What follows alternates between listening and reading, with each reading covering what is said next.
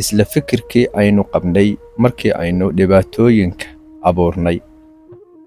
Marka uu qofku bedelo fikirkiisa xagga dadka ama shayga, wuxuu arki doonaa in dadkii iyo shaygiiba ay isbedeleen, weliba si qurux badan.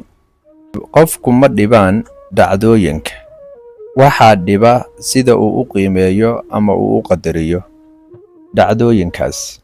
Dhacdooyinku waa arrin qof kasta u gaar ah, isagoo dhacdo kasta u qiimeynaya siduu isagu u arko ama uu u fikiro. Marka waa in aan ku dadaalnaa si aan ugu noolaano farxad iyo xasillooni, in aan maskaxdeena ka buuxino fikrado wanaagsan ee inoo hogaaminaya waddada guusha iyo farxadda. Mar kasta oo aad ku dadaasho inaad maskaxdaada ka saarto fikir aan wanaagsanayn, kuna beddesho midka wanaagsan ee himilada iyo yoolalka cadcad ku qeexaya, waa mar kasta oo ay fududaanayso inaad guulaysato.